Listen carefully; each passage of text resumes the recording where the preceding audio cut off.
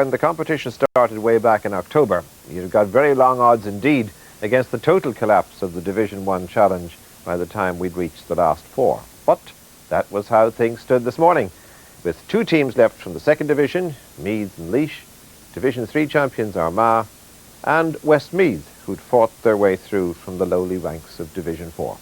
So we're going to start with their semi-final against neighbours Meath, and setting the scene for us at Croke Park, Ger Canning. Trevor Giles from Screen was the name on many lips after watching his outstanding display in the quarter-final win over Down.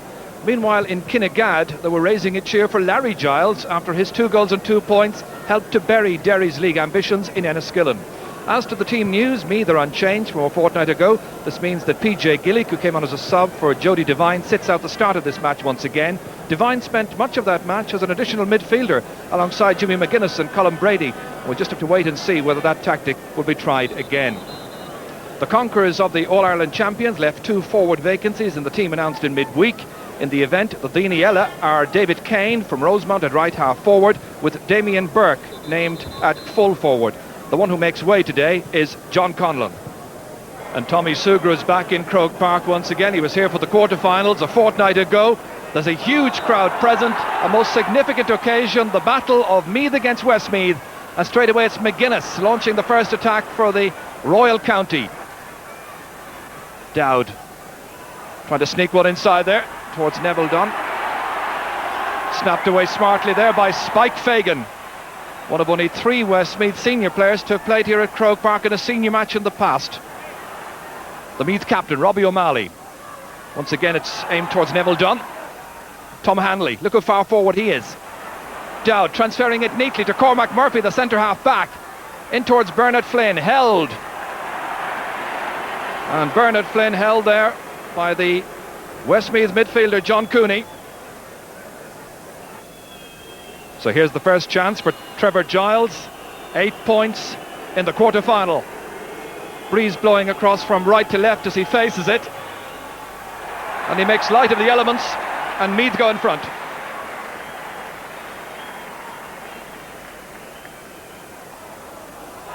Good move here, John Murray. Centre forward, still going forward. On his left boot. Inside towards Fleming, runs down there towards John Cooney, and Cooney is held, and Westmeath have the chance to get the equaliser, taken very quickly, and Michael Broder, slightly off balance, puts it over the bar. The right corner back gets it on the scoring act from that cleverly taken quick free.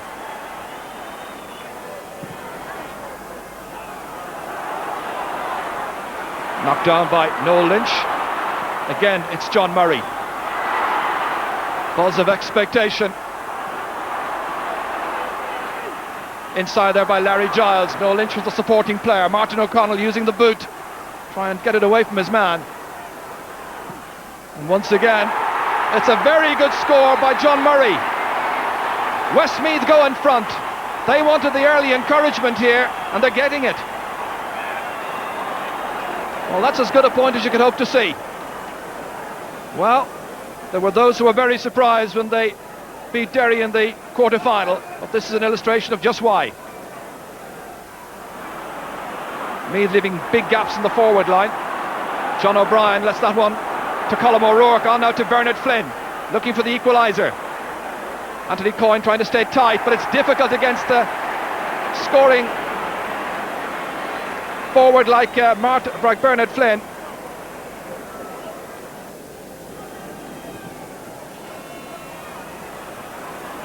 Again, it's John Cooney who's winning everything at midfield. Noel Lynch just got a fingertip to that.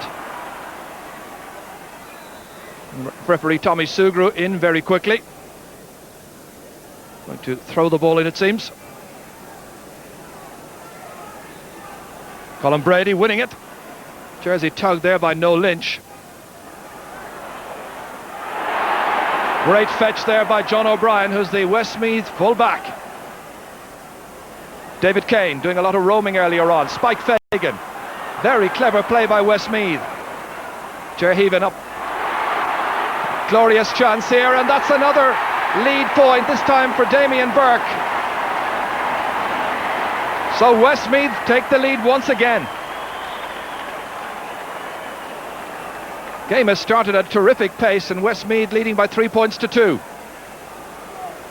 Well, there was a doubt whether or not Damien Burke would make it into the team eventually. Played against Derry 2 weeks ago, but that's as good a point as you could hope to see.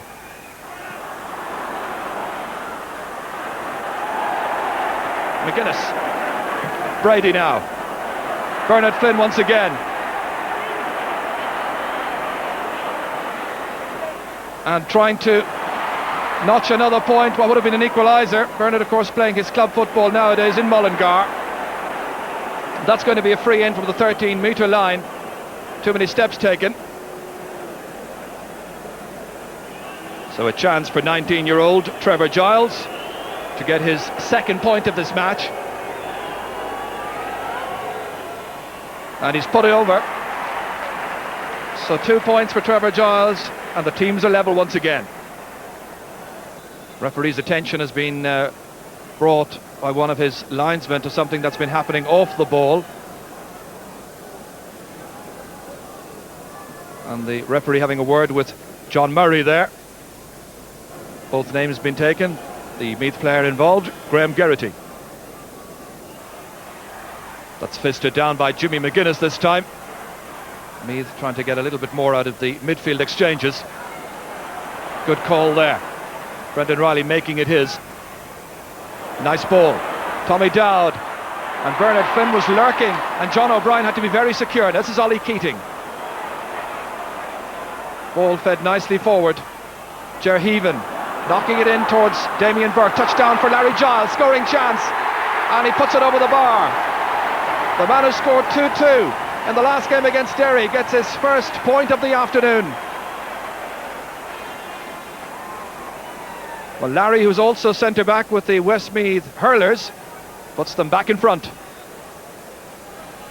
This time with the footballers on a big day for Westmeath at Croke Park. Big day for both counties, of course, but so much at stake.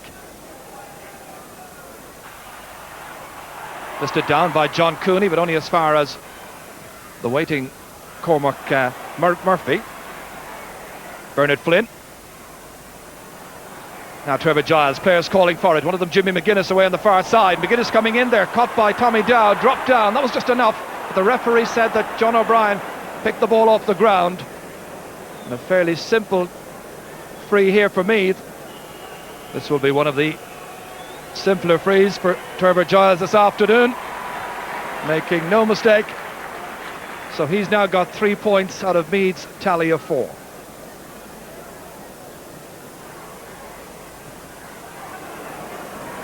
Spike Fagan rising well there. Well, he was being dragged, the referee decides. Taking the free himself. Well caught by Larry Giles. And Giles surrounded by Meathmen. The referee saw a foul. So a very good kickable position here for Gerheven. It's about 30 metres out. So Heaven looking for his first point of the day. All of the players in the full forward line now for Westmeath have scored. And the Lake County going back in front again. Today's meeting of these teams is the 22nd in the league. It's 16-4 with one draw in favour of Meath so far. So Westmeath are really fired up. David Kane on a good run. Getting good support, there's good backup play. An ambitious kick there by Gerheven across, touchdown by Larry Giles, waiting for somebody to come in and support. Instead it's Jimmy McGuinness, known as Boots. Look at the amount of space that's down there to exploit. Again it's John O'Brien. Apart from picking the ball off the ground on one occasion and conceding a free, he's done really well. Larry Giles taking up a great position, trying to turn around Martin O'Connell. And fisting a point. A second point for Larry Giles. Delighted Westmeath fans who've travelled here in their thousands.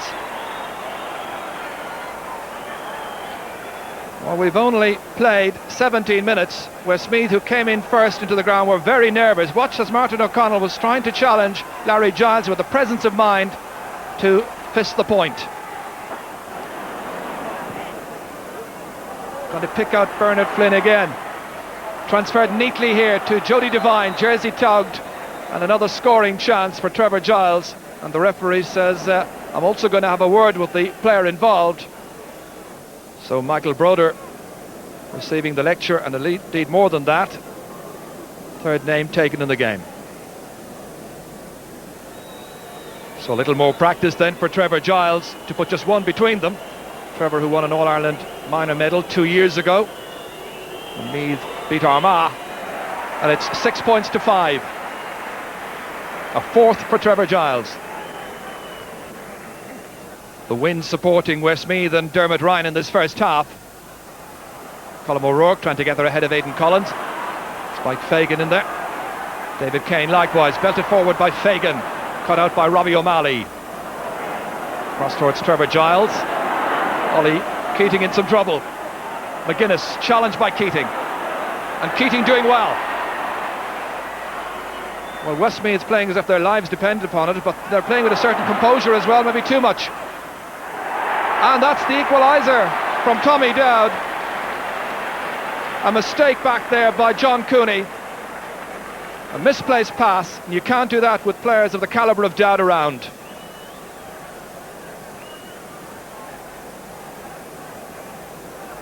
Well, John Cooney's been back time and again around his own full back line, and that misplaced pass was stolen by Tommy Dowd. Quick look up, economy of movement and style, and a very accurate finish. Brilliantly caught by Colm Brady, then dropped down to Damien Burke. John Murray kicking, and Westmeath have responded superbly. Murray's second point, and they've been memorable scores.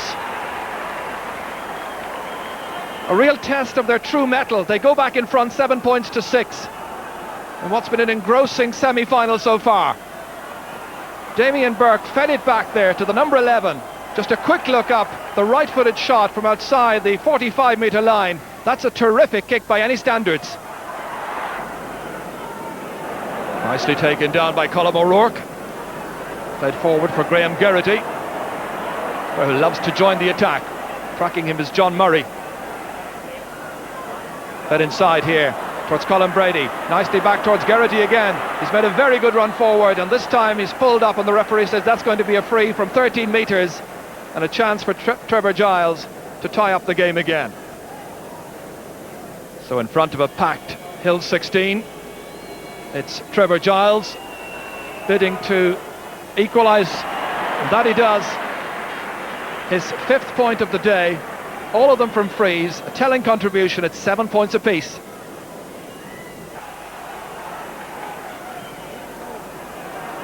An important one at midfield, won by Colm O'Rourke.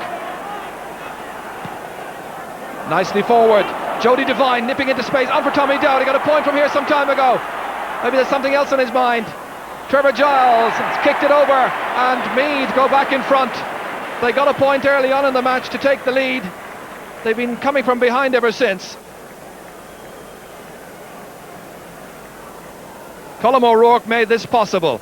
Lovely through ball towards Jody Devine, and then look where Tommy Dowd was heading, into that clear space there. His stride checked by Aidan Collins, who had to be very disciplined. Back to Trevor Giles, and that's where Meath went back in front. Damien Burke very close to the far sideline. Dropped in. The Westmeath inside forwards have been causing some problems. There's a tug there, and it's going to be another free in. And Meath needing to get back very quickly. Gerheven having this chance to level the game once again. I think all bar one of Westmeath scored so far have come from play. This is the second, and the match level once again. Second point by Gerheven, making it 8 points for Meath, 8 points for Westmeath. Damien Burke touching it down, but only as far as the waiting Cormac Murphy from St Patrick's. Now Brendan Riley from St Peter's in Dunboyne to Jimmy McGuinness. A lot of space there. Jody Devine into the equation. Player calling for Neville John. This is a great movement. Oh, a superb movement. Bernard Flynn blocked on the line by Spike Fagan. And in the end, it's fisted wide of the target by Neville John. Well, a movement that was reminiscent of Meath's great goal against Dublin back in 1991. The great Kevin Foley goal was the goal I was thinking of. This is Neville done. But what about this for a brilliant save by Spike Fagan, making his way back there on the line, blocking it from Bernard Flynn. That's a terrific save. Graham Geraghty, close to half-time. That is indeed the half-time whistle. It's been a really good competitive first half, but as the teams are going off the field, the referee is going in to have a word with Graham Geraghty. Larry Giles, as the player, is on the ground. He was fouled by Graham Geraghty as the players were going off the field. A great pity at the end of a very sporting first half. But this was Graham Geraghty as the teams were going off. Larry Giles there and the other player involved, Graham Geraghty. And then as the teams were running off, keep an eye on this. Geraghty throwing the ball at Larry Giles. He was booked earlier and surely he's been sent off for that. Well, clearly the crane operators here building the new Cusack stand have a great interest in today's match. Westmeath and Meath on the other crane. And it's a great game as well. And the news, by the way, about any possible sending off is that Graham Geraghty is still in the match. He wasn't sent off that time, but he's quite fortunate.